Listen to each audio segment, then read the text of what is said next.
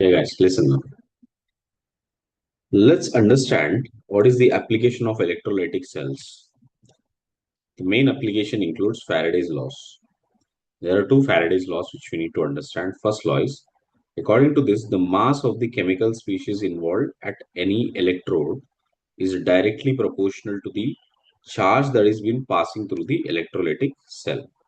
So, for example, if you have an electrode here and there is some mass getting accumulated on that electrode, let's say W is the weight here. So the weight of electrolyte that is being uh, weight of electrolyte that is being collected is directly proportional to the charge. That is what it meant. Just a minute.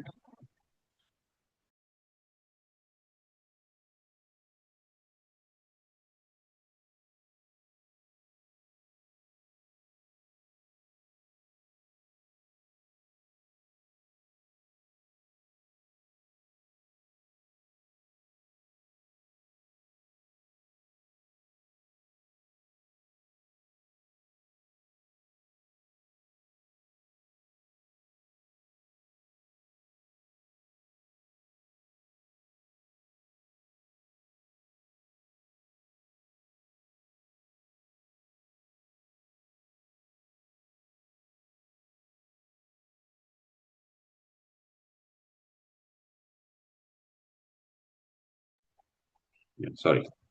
Check out. Weight of electrolyte is directly proportional to the charge. Okay. So how much amount of charge that is being passed, that you know mainly gives us the idea how much is the weight that is being accumulated. So now, if at all I remove the proportionality, I'll get some constant that is called as Z, and this is called electrochemical equivalent. Electrochemical equivalent. And this is basically a property of the electrolyte. Okay, whichever is the electrolyte that is getting discharged or getting deposited, it depends on that.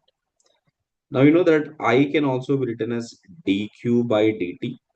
Okay, so or dq is equal to I into dt, or integral dq is equal to I into dt. So q, usually if there is not much of a change with respect to time, then q is equal to it.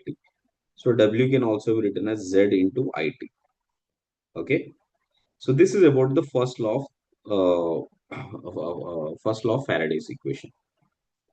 Now, the same logic can be applied even for anode also, for any kind of weight that is being lost. Got it? So that is at anode, okay, for oxidation.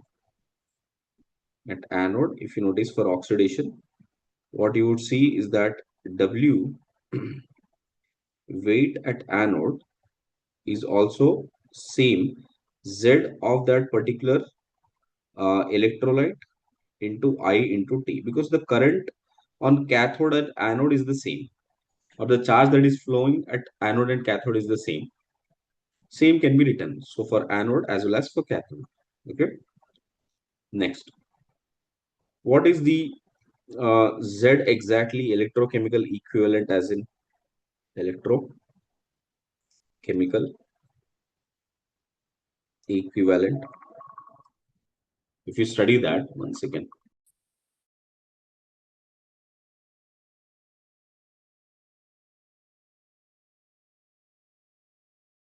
sorry.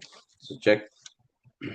It is numerically equal to the mass of the chemical species involved at any electrode when 1 Coulomb charge is being passed through the electrolytic cell. Okay. This is about the first law, everybody. So simply weight is proportional to the charge. Now, second law, what does second law suggest? It is basically related to a battery, which is battery is nothing but a series of multiple cells, or cells which are arranged in series. Or it is related to the series combination of two or more than two electrolytic cells. When electrolytic cells are connected in series, then same amount of charge will pass through all the electrolytes. Okay. And when same amount of current is passed through the electrolyte, then ratio of mass of two electrochemical species involved is always equal to the ratio of their electrochemical equivalent. Okay. So like this, for example, this is the voltage, this is the external source, and then imagine there are two electrolytic cells connected in series. These are those. And then there is cathode here and cathode here. Okay. Okay. On the other label. Okay. I'll send it. It's the last one.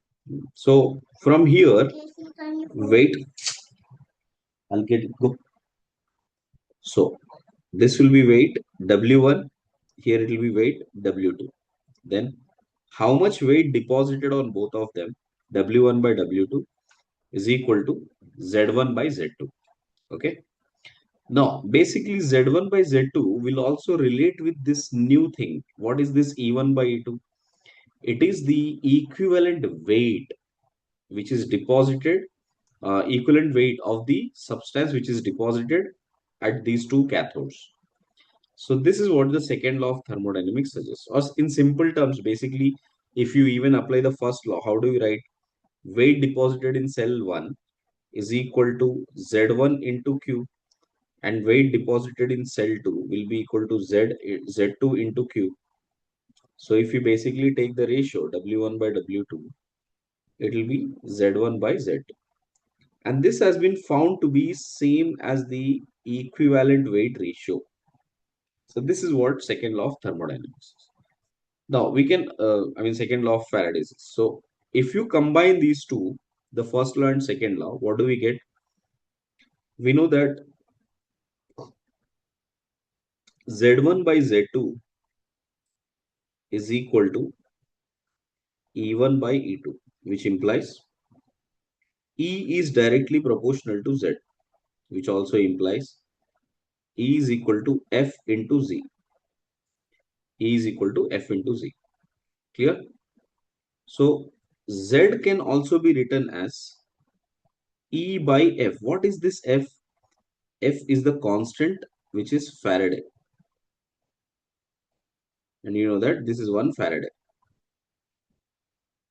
This is what you will get. So instead of Z, now I can replace that with E by F in that original equation from first law, which is equal to W is equal to Z into IT.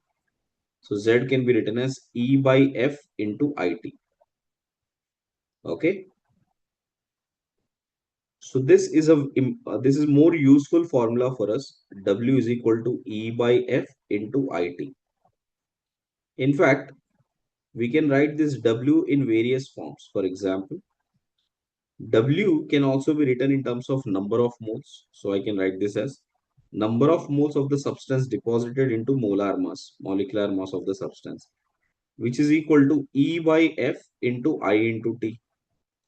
And that implies molecular weight can also be written as equivalent weight. Okay. Equivalent weight into valency factor, which is equal to equivalent weight by Faraday into I into T. So these two will get cancelled. So number of moles can be written as, so nice. Number of moles can be written as I into T divided by, okay, F into valency factor. So this is another formula that will be using much more often here. Got it? So how the weight is related or how the number of moles are related. These two are the ones which we will be using. Okay.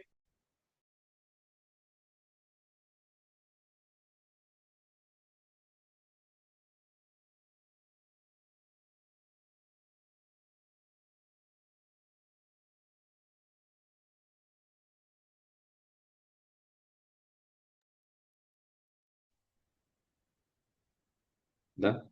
So weight deposited is this much, number of moles is this much. Okay. Let me put you through one question here, then it will be much easier to understand. See, if 4 Faraday charge is passed through through dilute acidic dilute acidic solution, then find the find the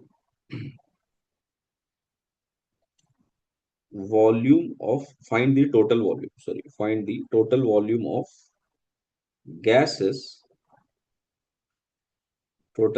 gases released at cathode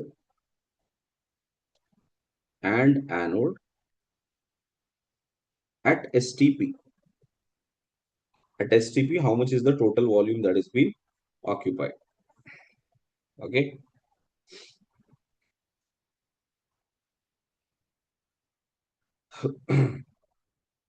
So please check.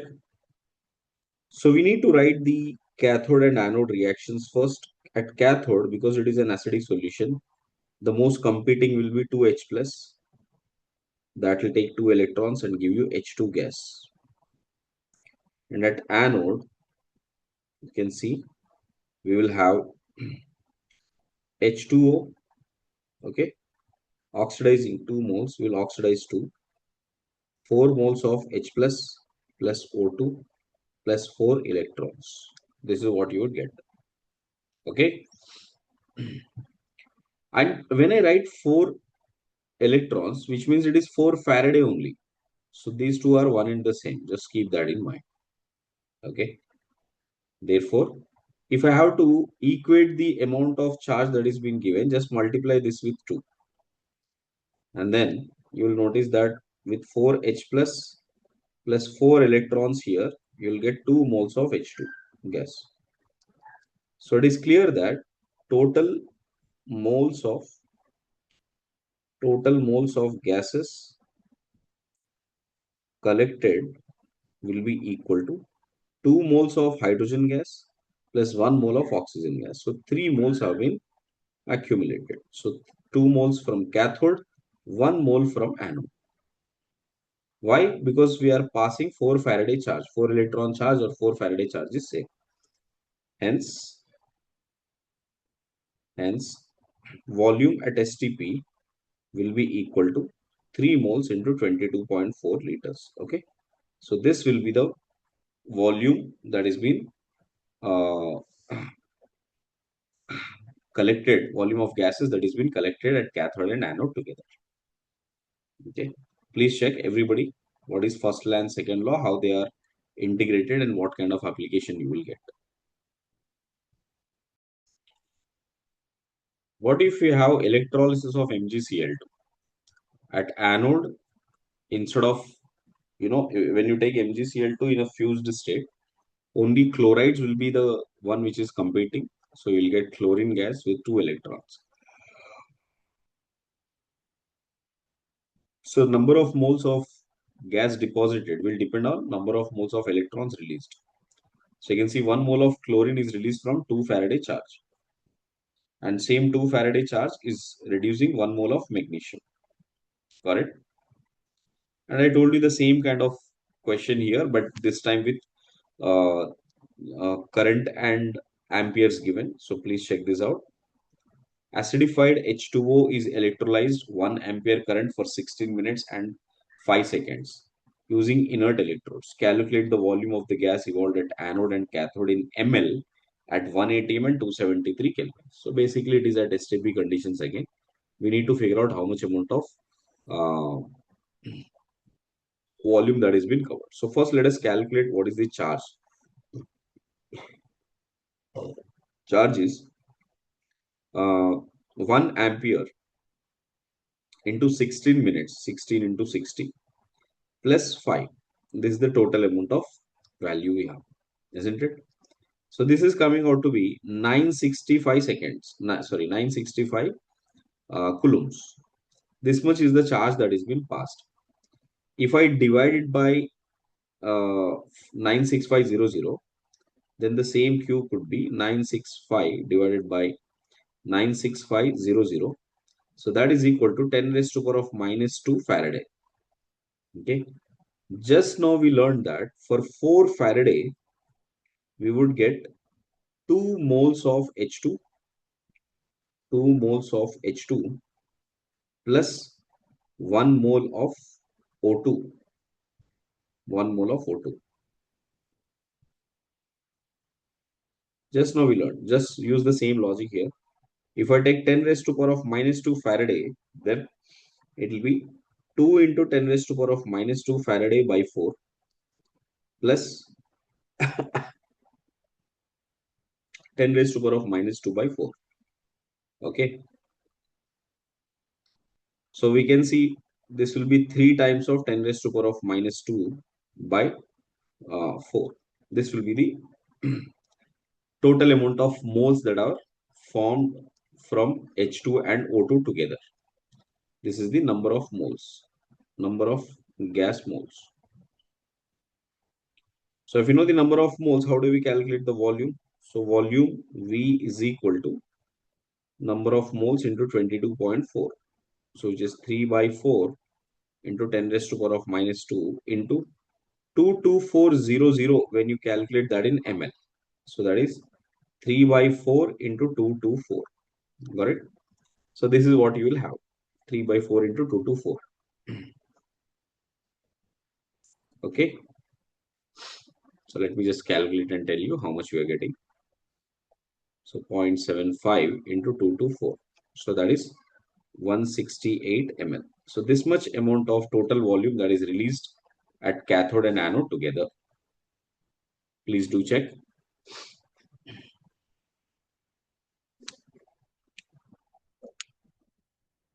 Everybody clear?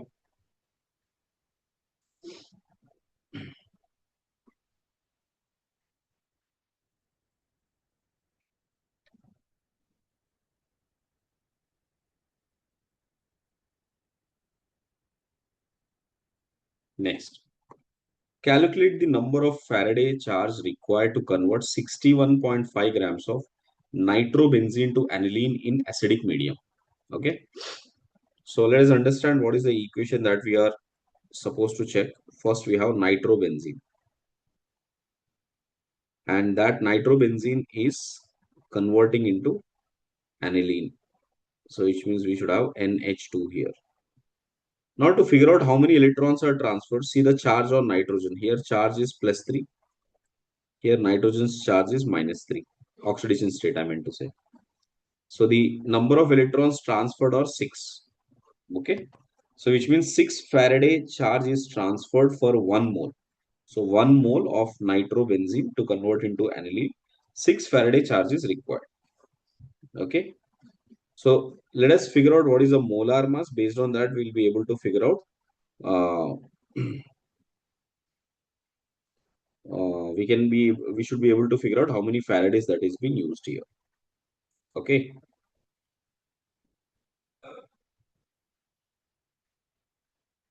Sorry. Molecular mass of nitrobenzene, which includes, this is 32 plus 14 plus C6H5, so which is 77. Adding all of them, it is coming out to be 123 grams per mole. So this is the molecular weight of nitrobenzene. Okay. So which implies it is 1 mole. So now we are talking about 61.5. That implies how many moles? Okay, that implies 2 mole, 0.5 moles. So number of moles of nitrobenzene is 0.5 moles. And notice this carefully. For 1 mole of nitrobenzene, if 6 Faraday charge is used, for 0.5, how much will be used? So it is only 3 Faraday. So therefore, 1 mole requires 6 Faraday charge, then half a mole requires 3 Faraday charge. There is a question asked that how much is the Faraday that is being used, or how much that is supposed to be used to get nitrobenzene into aniline.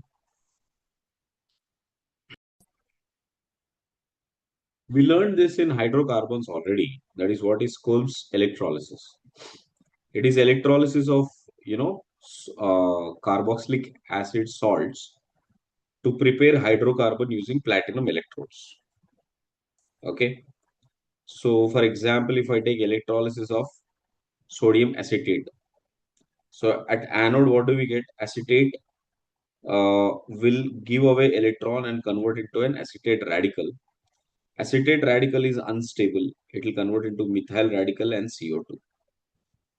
And of course, if you consider 2 moles of it, those 2 moles of methyl will convert into C2H6. At cathode, what is happening? At cathode, water will take electrons and convert into H2 and 2OH minus. So to make sure the number of electrons are matching, the first equation, we are multiplying that with 2 and then adding up. So we'll get 2 moles of H2O plus 2 moles of acetate giving H2 gas plus 2 moles of CO2 gas plus C2H6. Now notice this very carefully, that when we are using 2 Faraday charge, I am getting 1 mole of hydrogen, 2 moles of carbon dioxide, and 1 mole of C2H6. All of them are gases. So if the question is asked that how many total number of moles of gases which are forming, then answer is 4 moles. Or if the question is more to do with how many individual moles are of gases which is forming, or cathode and anode, how much it is forming. At cathode, only 1 mole of hydrogen, but at anode, you can see there are 3 moles of gases, 2 moles of carbon dioxide and 1 mole of ethane. Okay. So this is what you would get, everybody. Okay. So 2 moles of carbon dioxide, and see the mole ratio how they are. For every 2 moles of carbon dioxide, you are getting 1 mole of hydrogen, you will get 2 moles of OH minus, and you will get 1 mole of C2H6. Okay.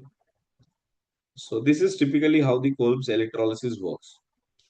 So the question is asked in terms of how much Faraday it is being used, and based on that, we need to figure out what is the moles that have been deposited, or how much gaseous moles that are being accumulated. We can always use this equation. So please check it out carefully. What is cathode and anode equation and how they are related with each other. Okay. Now, coming to another important application of Faraday's law. Okay. In fact, not just Faraday's law as such, but we'll be able to use this as a spontaneous reactions as well. Check out. What is corrosion?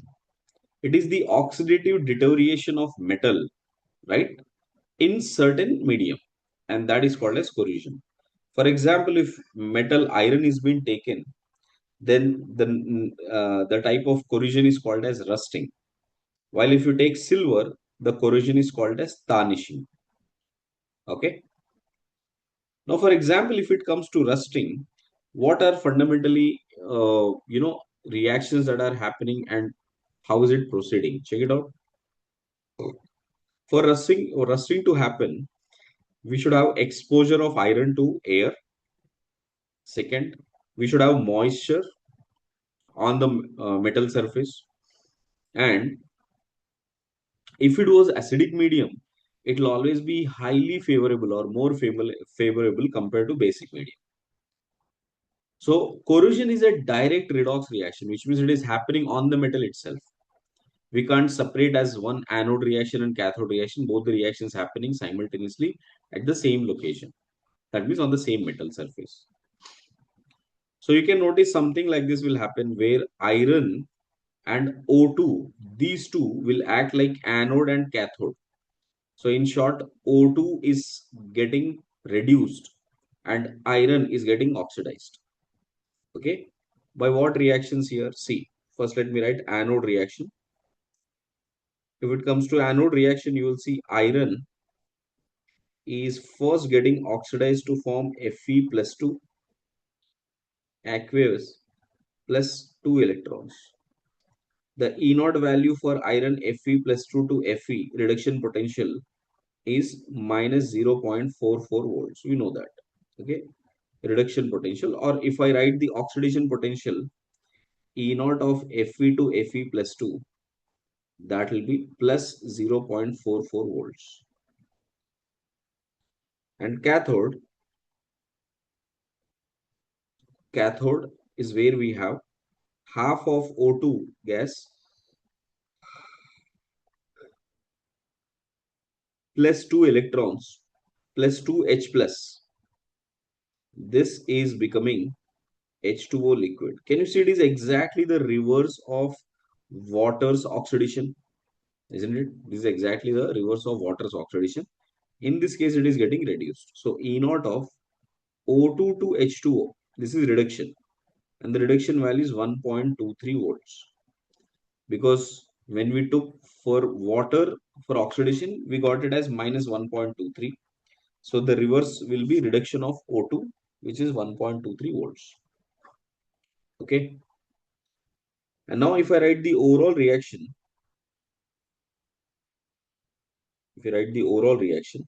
that includes Fe solid plus half of O2 gas plus 2H plus is giving Fe plus 2 plus H2O liquid. This is formed. Okay.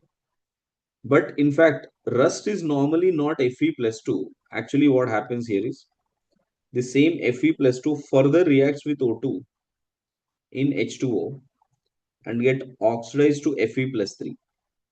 Okay, so you will have this as FeOH thrice, or you would write this as Fe2O3 dot XH2. Okay, this is the better version or better form of writing the rust.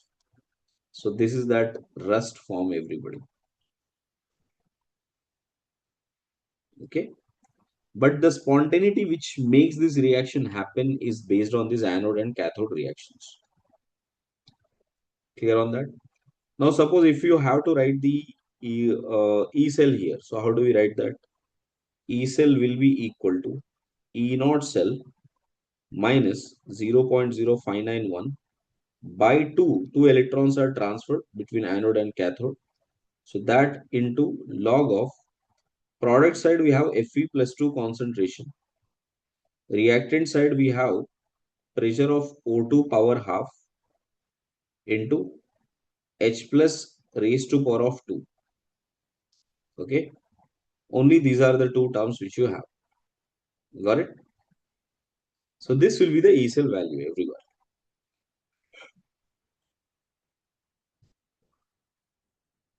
So that's the reason we are discussing that in acidic medium, based on the equation you see, if H plus concentration increases, this value will become more and more positive and E cell will only increase. So it will become more spontaneous. Hence, in acidic medium,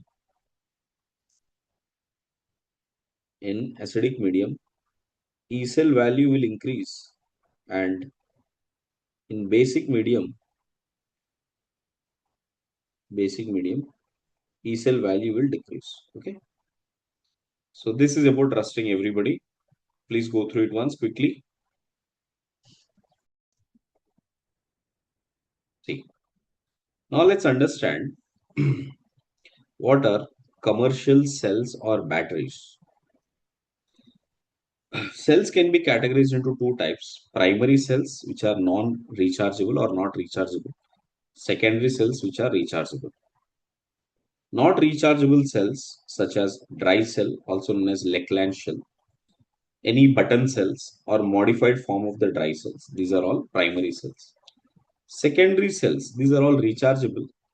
Uh, Most used is lead storage battery, the battery used in car in cars, alkali storage battery, nickel cadmium battery, and lithium battery. Okay, these are all secondary cells or rechargeable cells. Okay, lithium battery is what we use it in the cell phones.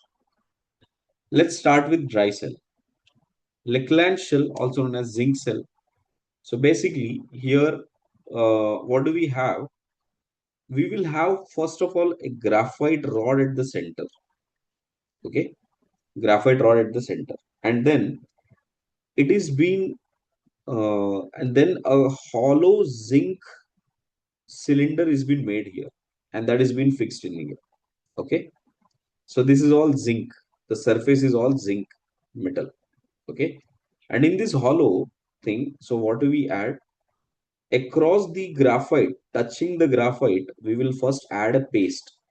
That paste is MnO2 and carbon powdered form that is being stuck it on the surface like a paste. All right. And then on top of that, we will have zinc chloride and ammonium chloride mixture. That is another paste which is present. Okay. This is the ingredients, everybody, in the cell. So what would happen here is the graphite which is present on the top here, that will act like cathode. Okay. And the bottom where the zinc, in fact, bottom or the entire surface, wherever there is zinc metal, that will act like the graphite, that will act like the anode. Okay. That zinc will act like anode. Okay.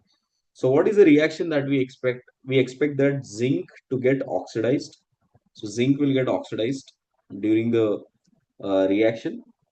Then on the cathode, that means this is the cathode, graphite is the cathode on which MnO2, this MnO2 will take an electron with some ammonium ions to convert into MnOOH, and ammonia gas is being released. Okay. Of course, because we kept it in a paste solution here, so this will not be easily coming out or popping out as gas. Instead, zinc, which is getting oxidized here, correct? I mean, the zinc which got oxidized here, Zn2 plus will be taking at 4 moles of ammonia. I mean, these two will combine to form a complex, zinc ammonium complex. So eventually, this complex is what it that will exist. But as a cell reactions, if you notice, this is the anode reaction, this is the cathode reaction. Add the overall reaction. So you will see zinc plus 2 moles of MnO2 plus 2 moles of NH4 plus is giving Zn2 plus 2 MnOOH and 2 moles of ammonia. So that's what I'm trying to tell you, that Zn2 plus and ammonia together will combine into a complex formation. Okay.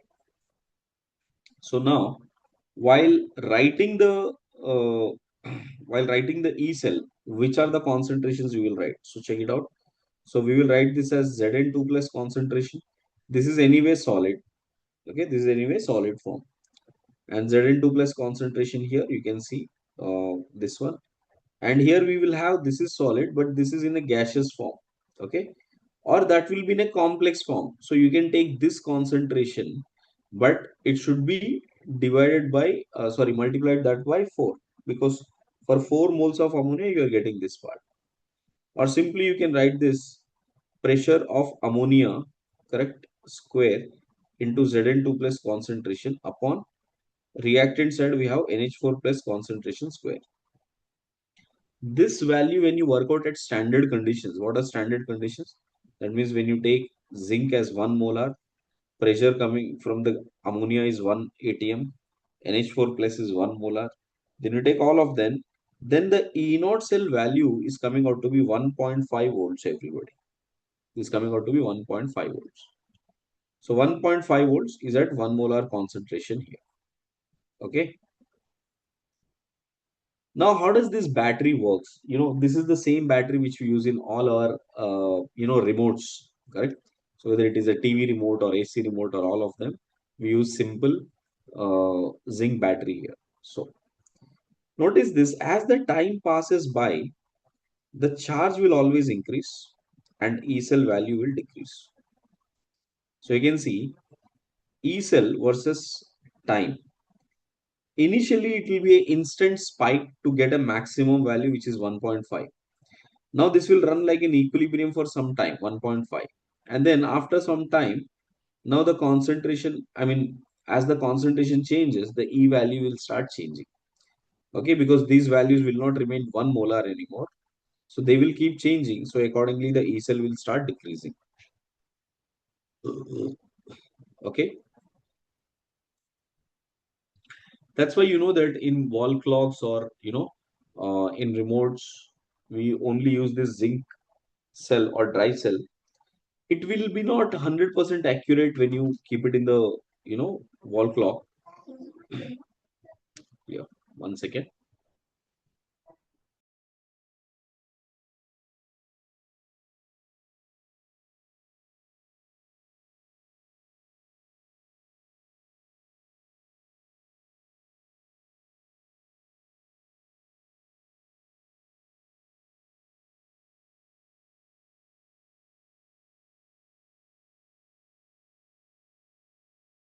Sorry. So could notice that as the time passes by, Q value will increase, E cell value will decrease. Okay. Why E cell value is decreasing? See, over the time, zinc 2 plus concentration increases. Okay. NH4 plus concentration will almost remain same because we have sufficient amount here. So pressure of NH3 will increase.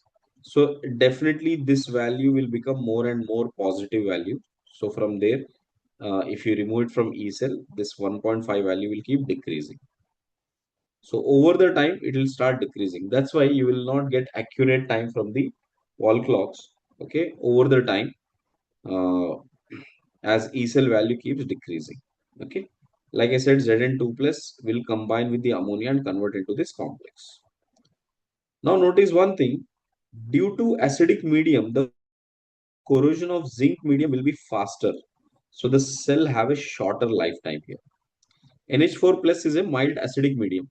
So because it is in acidic medium, you will notice the zinc will start getting oxidizing faster. Okay. Now these are the terms you should know. Since Q is increasing with time, the cell will have variable EMF. Ammonia gas combines with zinc to form a stable complex. It is used in torch, remote radio, clock, and etc. Okay, this is the use of Leclanche cell. Now let us understand button cells. Button cells are typically used in wrist watches. Okay, so here also we will have a center part which is of graphite rod, and that is being surrounded by a paste here. Okay, and again you will have a hollow zinc unit, correct? That will act like an anode.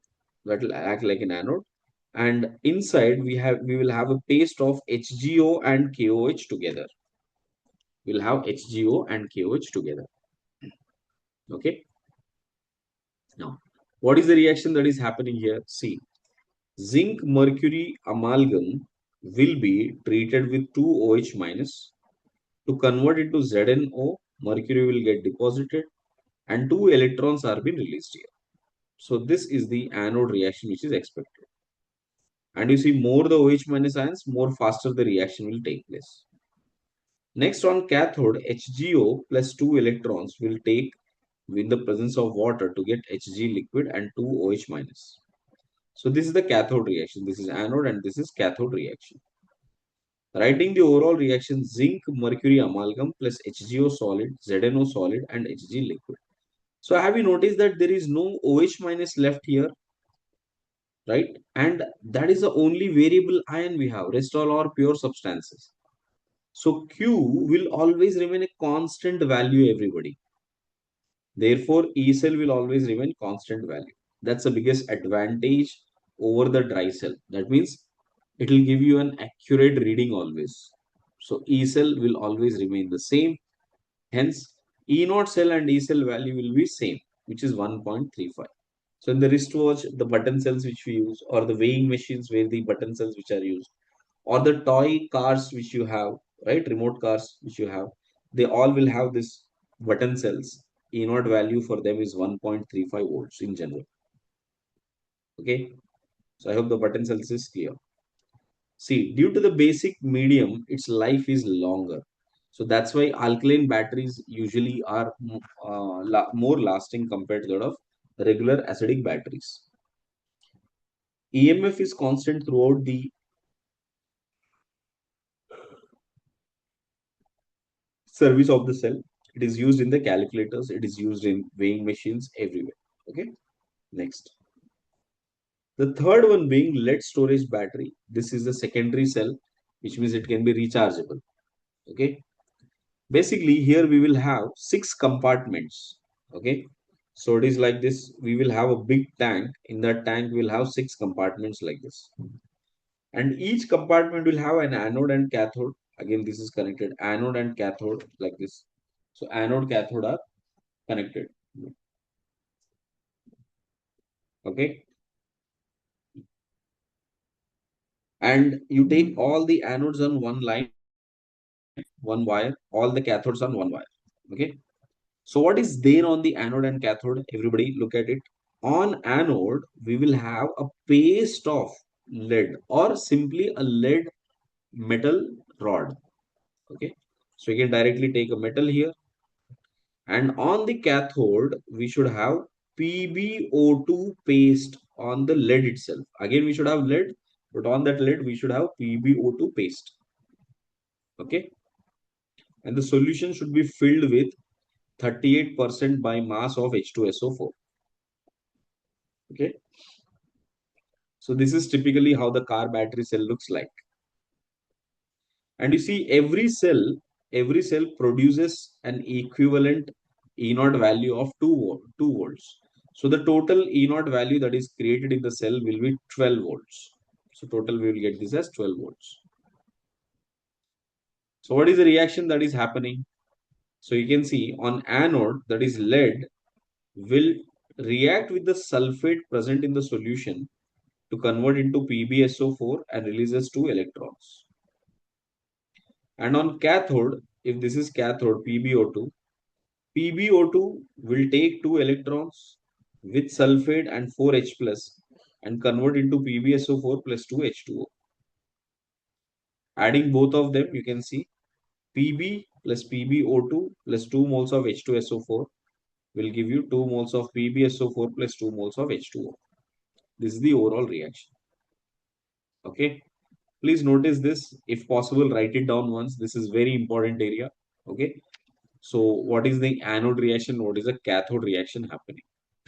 Now you got to notice one important thing here. Have you noticed that the number of electrons transferred, that is either it is been given or taken or only 2 electrons, correct? For that, how many moles of H2SO4 are used everybody? 2 moles. Which means for every 2 moles of electrons to be generated or to be given, we always require minimum of 2 moles of H2SO4. So for 1 mole of H2SO4, we will transfer only 1 electron, correct? Hence, valency factor of H2SO4 is 1. We usually do not see valency factor of H2SO4 being 1 in any other cases.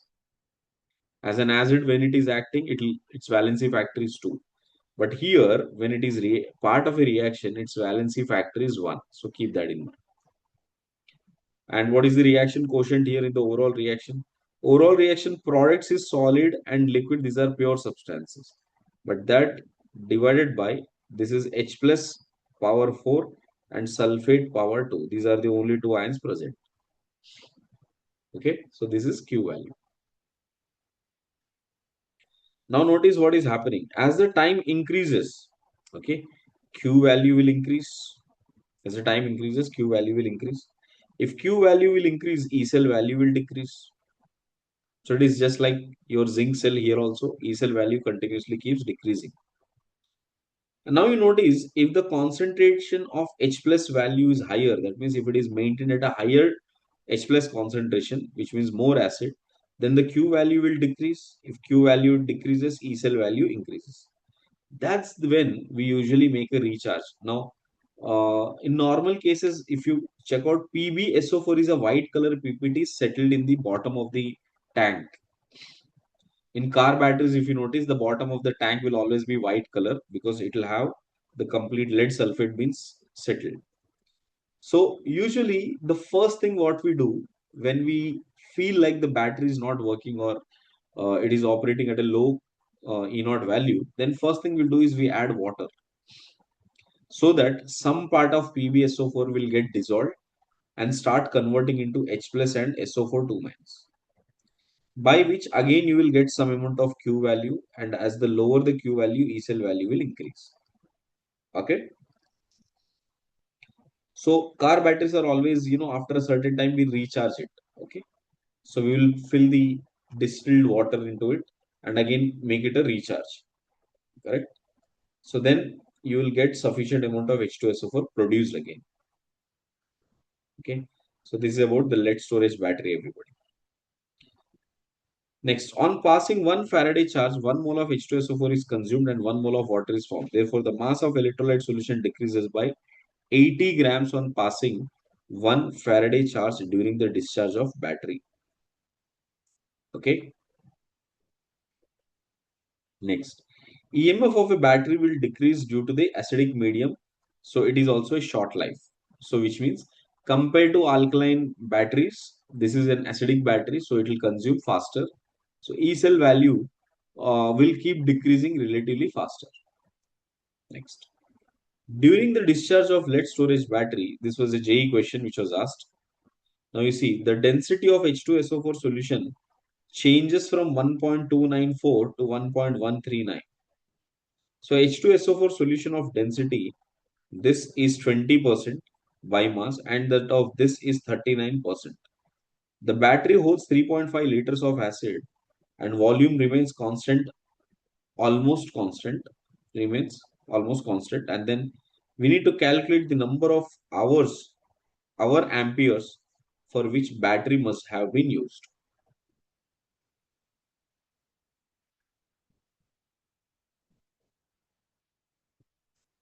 Done. So let's see the question, how we can frame, how we can solve it. First, the densities are given and percentage weight by weight is given. So in that case, you know that molarity can be directly calculated, which is equal to percentage weight by weight into density into 10 divided by molecular weight of the solute. So this is something which we are aware of. So let's calculate first with M1. Okay. So M1 is about, this much initial density here, correct?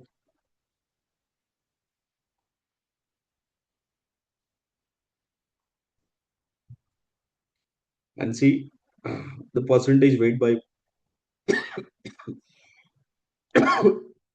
sorry is 20%. Okay. So initially when we started, so percentage weight by weight is 20%. Okay. No. Sorry. Initially it was 39%. My mistake. Initially it was 39%, and that into density. Initial density is 1.294. 1.294 into 10 divided by molar mass. Molar mass here, we are talking about lead storage battery. You have H2SO4, so it is 98. Hmm. Okay. This is M1. What is M2? That is the uh, after the discharge has happened. After the discharge has happened, now the percentage weight by weight is 20 into this one, and then 1.139 into 10 divided by 98. This is next molarity term. Okay. So I need to find out how many number of hour amperes for which the battery must have been used. Okay. Now you see battery holds 3.5 liters of acid. So volume is given. So from here we can calculate the number of moles that were consumed. So delta N, which is number of moles, is equal to delta of MV. So which is equal to this molarity M1 minus M2 into volume. Okay. So you can see 10 by 98 is coming common here. Okay.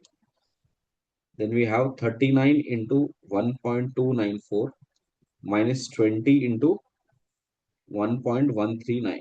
Correct. This is what you have.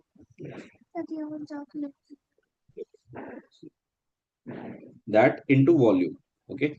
So volume is given as 3.5 liters. So volume is 3.5 liters. Okay. So if you do this, let me check how much we are getting. Let me just solve it quickly. So 39 into 1.294 minus 20 into 1.139.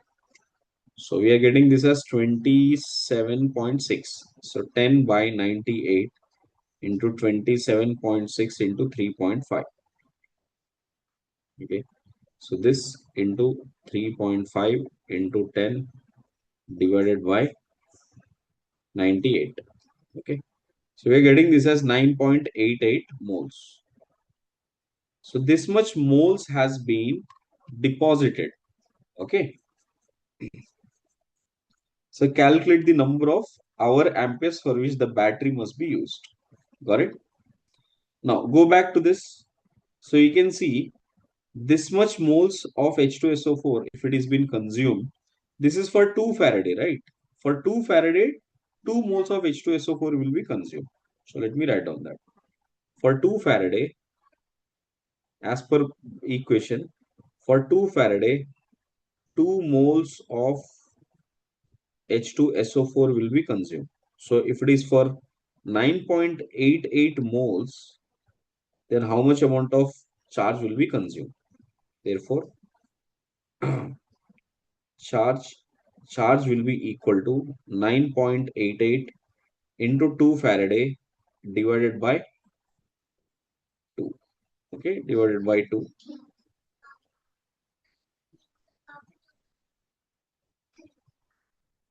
Okay. So then we have 96500. So this will be the ampere second, because ampere second is what we asked to calculate. Got it? Ampere second is what we calculated. Yeah, ampere hours we need to calculate. Sorry, not ampere second. So this much is the amp second, correct? Now we need to figure out the amp hours. So divided by 9.88, this 2 will get cancelled into 96500 divided by 60, which will give you minutes, 60, which will give you hours. Okay. So now let me check out how much we are getting. 9.88 into 96500, and that divided by 60 divided by 60. So we're getting this as 265 amp hours. That is the answer. Okay. Please go through the question. This is a PYQ question. I used almost the same values that were given. So please do check how to calculate that. It will be much easier if you use the formula, everybody. So please make sure that you know the formula as well. Molarity is percentage weight by weight into density into 10 by molecular weight of solute. Next, look into nickel cadmium battery.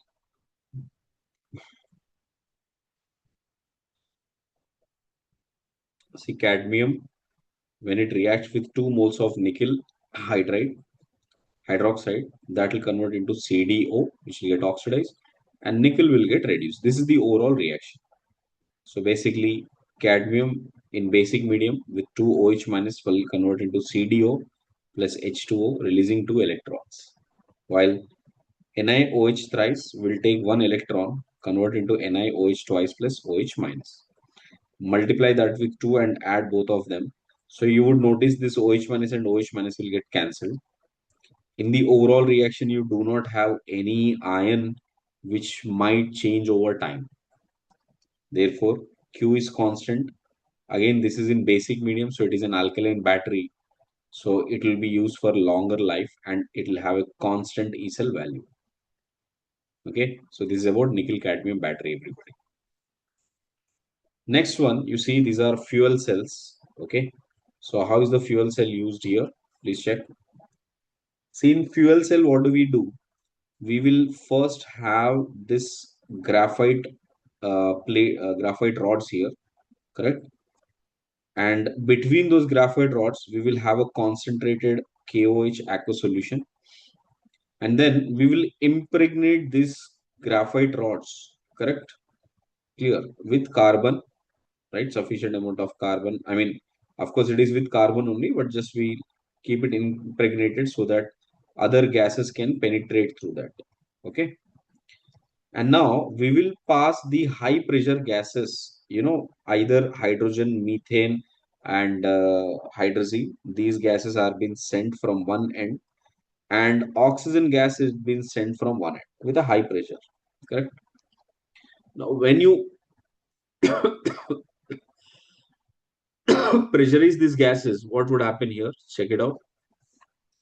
So you will notice that first at the anode reaction, you will see H2 gas, H2 gas plus 2OH minus will react with each other to form 2 moles of H2O liquid plus 2 electrons. Can you see this is exactly the reverse value of water's reduction? So in this case, the E naught value of H2 to H2O, which is oxidation, will be equal to positive 0.83 volts. Okay, next. At cathode, if you notice, on cathode, it is the oxygen which is getting reduced. So half of O2 plus 2 electrons plus H2O liquid, that is converting into 2 moles of OH minus aqueous. So the E naught value here, which is O2 to OH minus, right? So that value, we already know that this will be positive 1.23 volts. This will be positive 1.23 volts. Okay. So therefore, E naught value here and E naught value here are known. You can see clearly the addition will make it only positive value. That's why it's a spontaneous uh, cell. Okay. So if you write the overall reaction of the fuel cell, right? So you can see this is going to be H2 gas plus half O2 gas is actually becoming H2O liquid. That's it. So basically Q only depends upon the pressure. That's why I said higher the pressure you apply, correct, multiplied by P of O2 power half. So higher the pressure you apply, correct, then what will happen? More lower the Q value and lower the Q value, better will be the E cell value. So E cell value increases as the Q value decreases. For decreasing Q value, pressure of H2 should be higher, pressure of O2 should be higher. This is what we need to follow. If instead of hydrogen gas, everybody, let's say we took methane, instead of hydrogen, we took methane as the fuel. So in that case, methane plus 4OH minus, that will convert into CO2 plus 8 electrons plus 2 moles of H2. This is what happens at anode in case of methane. Similarly, if you take hydrazine N2H4, correct, that will become N2 gas, sorry, plus 4OH minus, that will become N2 gas plus 2H2O, sorry, 4H2O, 4H2O plus, see, for 2 moles of nitrogen, it is minus 4, here it is 0. So how many electrons are released? 4 electrons are released. So this would become the anode reaction. The cathode reaction will be same only, everybody. So this is the cathode reaction that it will be. So sometimes in fuel cells, instead of giving hydrogen gas, it will be given methane. It will be given N2H4. So now you know how to use these equations. Accordingly, balance it, write down the E cell value using the Nernst equation. Everybody clear with the fuel cells? Please go through it once quickly. Now let's talk about the last part of the electrochemistry. This is the third part. I told you there are three parts. First is galvanic cell. Second one is electrolytic cell. Third one is electrical conductance. So now we are talking about the electrical conductance here. So check. What are all the basic information we should know? Generally, if it comes to a metallic conductor, if it is a metallic conductor, in physics, I'm sure you have learned this, that if you have any metallic conductor, correct, of a certain length L, a certain length L, and area of cross section is A, then resistance that this metallic conductor can develop will be proportional to L by A, correct? It will be L by A. And resistance R can be written as some constant into L by A. And this constant is read as rho, okay? It is read as rho here, clear. And what is rho definitions? Rho is called as specific resistance, specific resistance or resistivity is written as resistivity. Got it? Now, we can also write the resistance as 1 by, if we write as 1 by R, it will be 1 by rho into A by L. So that implies 1 by R can be replaced as a new term known as, G or simply C. Sometimes it is used as C, sometimes it is used as G.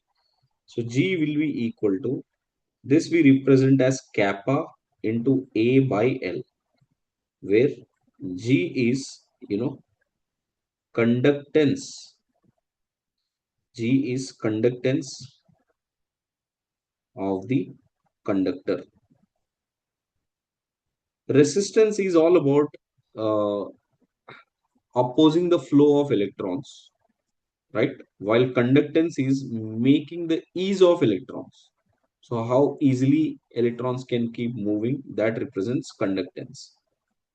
So now if I write this as conductance, that is equal to, and kappa, what is kappa here? Kappa is specific conductance, specific conductance, or we can write this as conductivity, specific conductance or conductivity. Now we can write G is equal to kappa into A by L, and there is one more term, let me represent G dash, which is called as cell constant. Some books use this as G. G is cell constant and C is conductance. You can use any term, that's fine, as long as you understand these terms carefully. Okay. So G naught is cell constant, which is by definition ratio of length with respect to area. So this is L by A, which is G dash. So which implies I can write conductance is equal to kappa into 1 by G.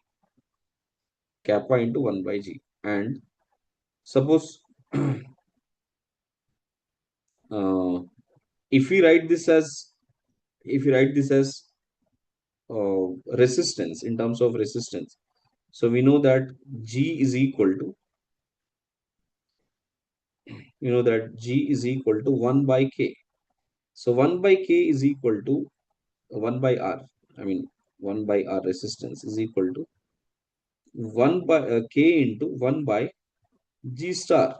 So therefore R is equal to, okay, or kappa is equal to, because we'll be using this term a lot, so that's why I'm writing in that particular. Kappa is equal to G star by R, correct? Which is cell constant by R.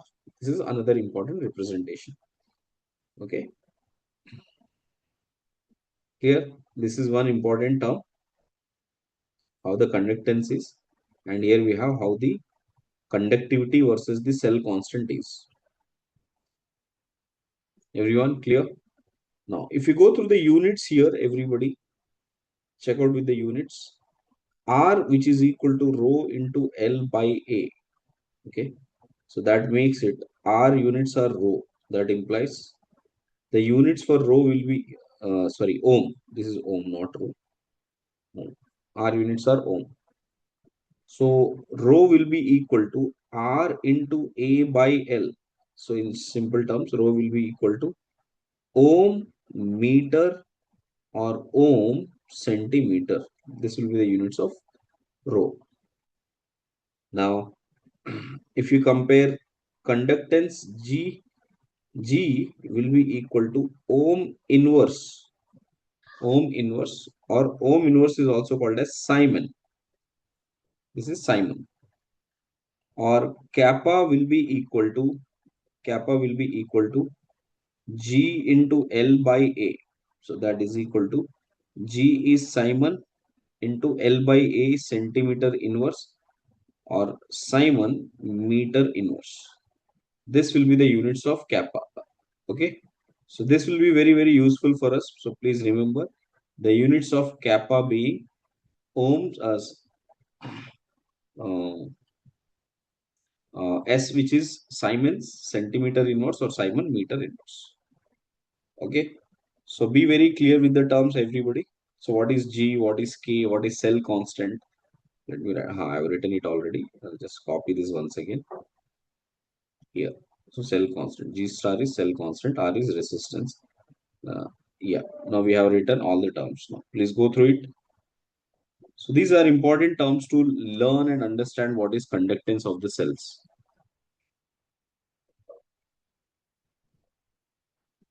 Okay. Now listen up. In normal wires, it is very easy to calculate the conductance or it is easy to calculate the resistance. If it is in electrolytic cells, which means if you have anode or cathode here connected to some external battery here, then how do we calculate?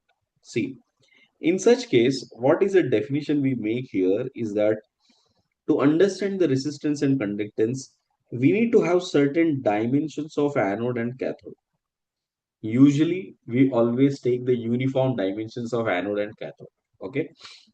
As per our scope of learning, we will not go for all the variable types of cases. We'll only take the cases where anode and cathode are of equal sizes or both of them are identical. Then the distance between the two electrodes is what we write it as L, that is L, and the area of the surface which is been dissolved or dipped in the solution is called as the uh, unit surface area. This is the area immersed or dipped inside the electrode. Hence, the cell constant for conductor electrolytic cells will be equal to L by A. So this is the L, this is the area.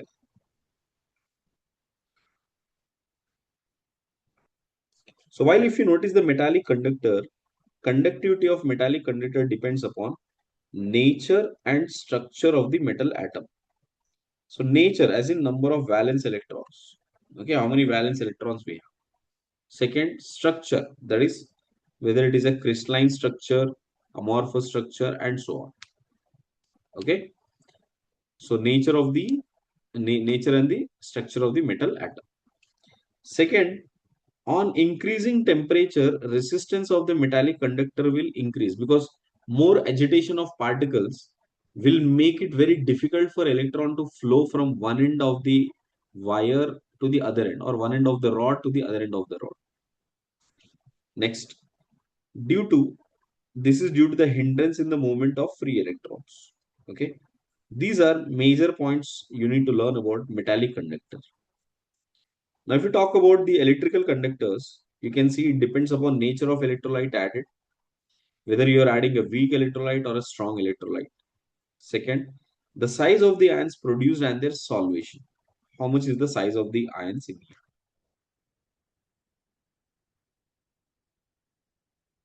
Third point is what is the nature of the solvent and its viscosity?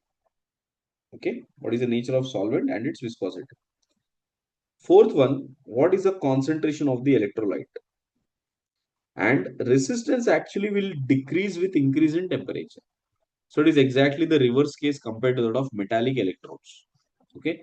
If we talk about the uh, solution electrodes here or electrolytics conductors here, so in that case, resistance decreases as you increase the temperature.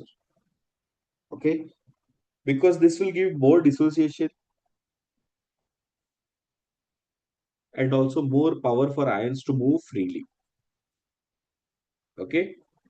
Now, instead of just identifying the specific conductance, we are more will be more observant to realize how the solutions work and how the ions will be changing themselves. That's why we come up with a new definition known as molar conductance or molar conductivity. It is one and the same.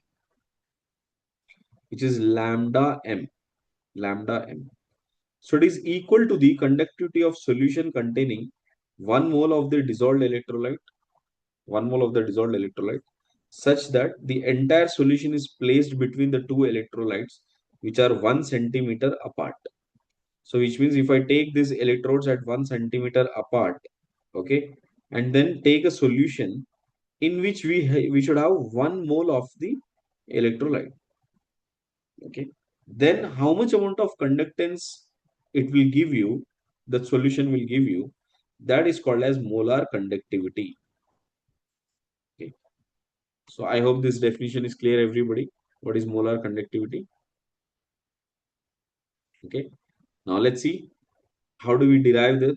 So lambda m can be derived as some kappa by concentration. So kappa includes specific conductance, which is rho inverse and centimeter inverse, and m here represents uh, mole per meter cube or centimeter cube and so on,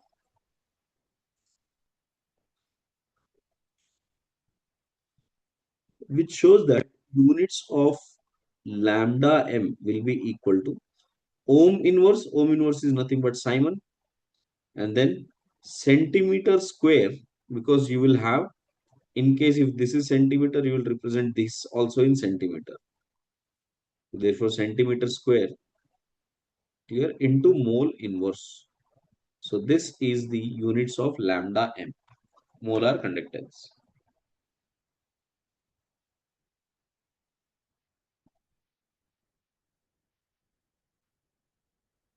Clear, everyone? This is the definition of molar conductance. Now I can put this as lambda m is equal to m omega inverse. I mean, sorry, yeah, omega inverse and meter square and mole inverse. Suppose if this is the units I have defined. Now this can also be written as x into 10 raised to power of 4 omega inverse and centimeter square and mole inverse. This will be the value of lambda.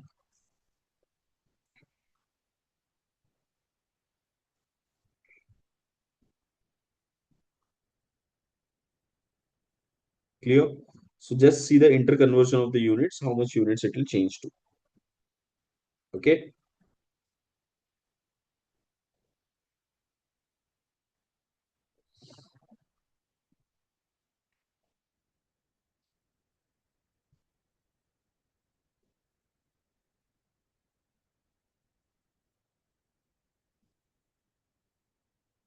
All is good, everybody. So now notice the formula what we can write. So lambda m, if the units are Simon centimeter square and mole inverse. If this is the compound you took, I mean this is the lambda m which you are taking, then that will convert into kappa, which is in uh, mole per liter. Suppose if you take it in liters, so liters, if you take it mole into liter, liter inverse. Okay, sorry, this for concentration, my mistake. Kappa is Simon centimeter inverse, and that divided by molarity, which is given as mole per liter. So instead of liter, I mean, sorry, if you put it in liters, then the thousand term will come up.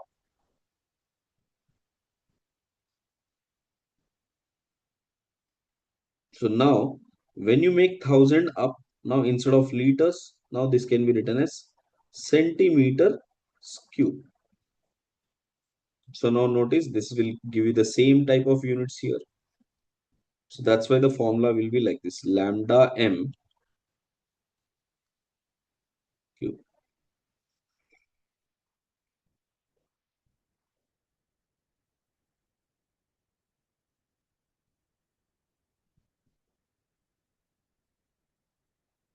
So lambda m is equal to kappa into 1000 divided by concentration C. So please remember this like a formula.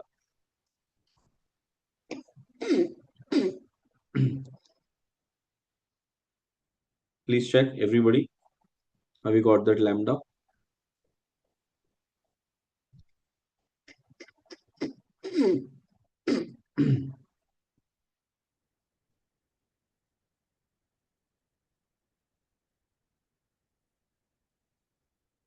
See, in case if you want to derive it like how exactly we are getting this kappa by C, look into it. Suppose, that kappa value will be equal to, G star by R. Hmm? Or G star is nothing but cell constant. So that can be written as, or sorry, we can write it in terms of conductance, G into G star.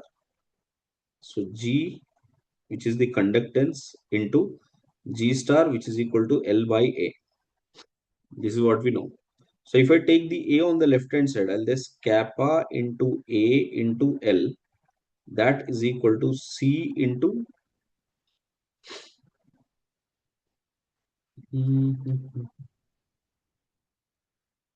C, not A. Sorry, L is not there. C, G into L. This is what we know. And if I multiply L on both sides, G into L square. So what are we getting? This is kappa into volume, because volume into length is area into length is volume. So that into G into L square.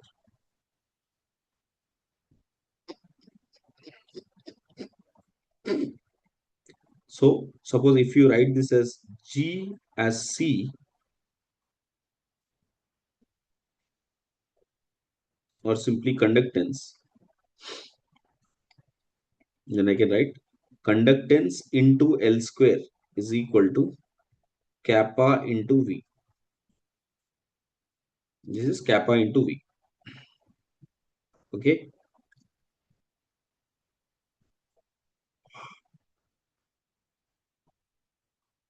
Sorry. So lambda m is basically how much amount of conductance is happening in unit length, right? So that is equal to kappa into volume. That's how we got lambda m is equal to kappa into volume. So volume can be written as, number of moles divided by molarity. And you know that lambda m is defined for 1 mole of electrolyte. So that implies, or that is equal to kappa into 1 divided by molarity. Okay. So as you turn it into different units, you'll get this as K into 1000 divided by M Simon centimeter square per mole inverse. Done. So please do check the derivation also, everybody. Quickly check out what is molar conductivity. Another same type of definition, if you are trying to figure out conductivity of the solution, which has, instead of 1 mole, now it is defined as 1 equivalent dissolved, right? And the entire solution should be placed between the electrodes, which is 1 centimeter apart. Okay. And that is called as equivalent conductivity. So just like the formula lambda m is equal to kappa into 1000 divided by molarity. Okay. Now we define it as lambda e, which you call it as equivalent conductance. Equivalent conductance or conductivity. So that will be equal to kappa into 1000 divided by normality. That's it. So instead of molarity, if you represent that in normality, this is the units. This is the value you'll get. Units is same.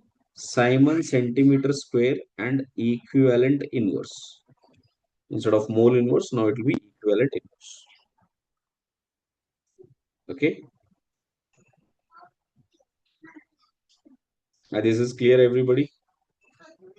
Now come to these terms now, right? So these are some. some important points with respect to kappa, lambda m, and lambda e. So check out the first one. Conductivity depends upon number of charged particles per unit volume. Okay. Therefore, conductivity of electrolyte, right? Electrolytic conductor decreases with dilution. Okay. So it will decrease with dilution. What does this mean? See, it is like this. Suppose if you have two conducting plates here, like this. So we have two conducting plates here, and this is the distance between them. Like this is the distance between them. So it will appear like a cuboid, isn't it? It will appear like a cuboid here, and separated by a unit length, maybe 1 centimeter or something. And now, if you notice the conductivity, what happens with dilution? See, if the particles which are present here, correct, they are at a fixed amount here. But the minute you start diluting, right? So what happens? Some solution will go out of that. Now this is the conductor here. So imagine the tank is big. So solution will go away from it as well. Here also solution will be present. Correct? So number of particles will be away from this box as well. We require as many ions as possible in that box. Okay. So if the number of charged particles decreases within the box, then what happens?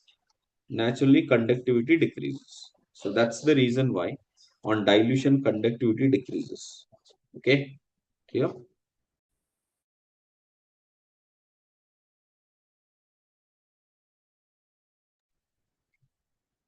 Next, check conductivity, molar conductance or conductivity, right? Or equivalence conductance. These are all additive in nature. That means we can add two values for that. So these are all extensive properties. Okay. For example, if you take NaCl aqueous. So NaCl aqueous, if you want to calculate the uh, specific conductance of NaCl, it will be equal to specific conductance of water because it is aqueous solution plus specific conductance of NaCl. Specific conductance of water can be written as specific conductance of H plus and OH minus. Similarly, specific conductance of NaCl can be written as Na plus and KCl minus. Okay. So this is another very important property that these are additive in nature. Okay. Next.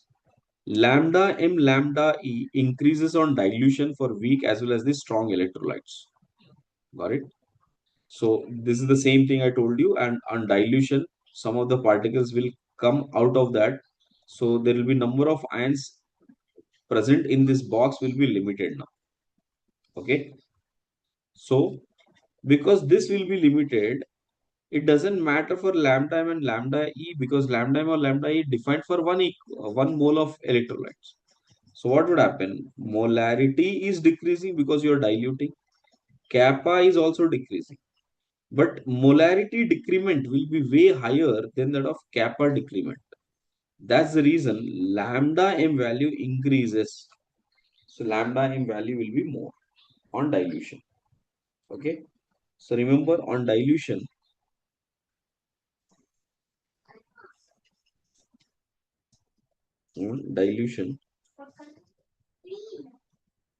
kappa value will decrease, lambda m and lambda e value increases.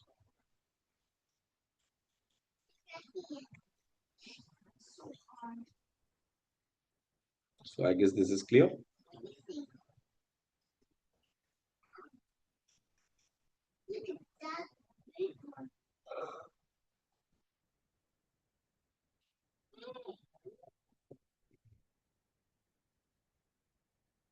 Done? Right. Now let's figure out what is the relation between relation between lambda m and lambda e. And how do you differentiate that when it comes to equations? So check out. Lambda m by definition is kappa into 1000 divided by molarity. Lambda E will be equal to kappa into, okay,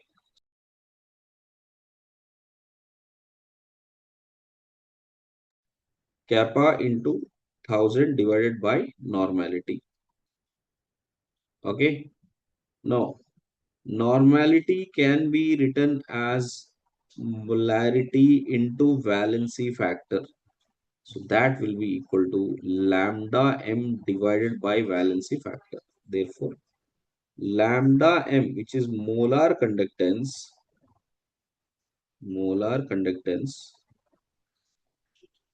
can be written as lambda E, which is equivalent conductance into Vf. So this is the formula you got to remember. Lambda m is equal to lambda E into valency factor. Okay.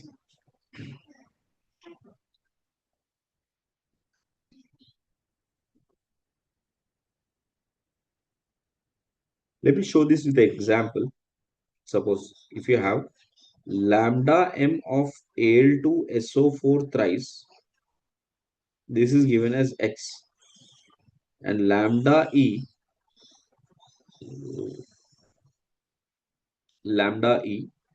of Al2SO4 thrice is not given. Then how do we relate it? See, lambda m of a salt here, that is equal to 2 times of lambda m of Al plus 3 plus 3 times of lambda m of SO4 2 minus. And you know that we just learned that lambda m of any particular ion or species will be equal to lambda E of that ion into its valency factor. So check out 2 into lambda m of ion. This is an ion. For that, what is the lambda E value? That is equal to lambda E into valency factor. Valency factor of Al plus 3 is 3 plus 3 times of lambda E. So this lambda is of which one? I'll write that also.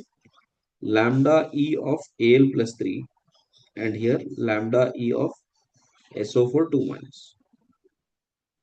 Okay. Sorry, into 2 because valency factor is 2 in this case. So therefore you can see 6 times of lambda E of Al plus 3 plus 6 times, which is lambda E of SO4 2 minus. These two are present. So hence lambda m of Al2SO4 thrice will be equal to 6 times of lambda E of Al2SO4 thrice. Okay, that's how you can relate with the lambda m values here. Okay, please do check everybody how we have related lambda m and lambda E. So please check this case. Lambda m of barium phosphate will be equal to 3 times lambda m of barium 2 plus 2 times lambda m of phosphate 3 minus, which is equal to 3 times of barium 2 plus value is given 5 plus 2 times of phosphate is given 10. Okay, so 10 and 15, 20 and 15, correct? So 35. So 35 units is what is the answer will be. Next, if lambda m is this much, what will be lambda e? See, we just learned that lambda m, go up and see here. M value will always be less than the sorry, E value will be always less than the lambda M value. Okay. So therefore, lambda M value of barium phosphate twice. Got it? So that will be equal to how many times? 6 times now, because overall charge, if you notice, the valency factor is 6. So 6 times lambda E of barium phosphate. Okay. So therefore, lambda E of barium phosphate, Va3, PO4 twice. That should be equal to 35 divided by 6. Okay, which is approximately 6. Please check. Okay. So this is the way you can relate lambda M versus lambda E here as well. Right. So okay guys, we'll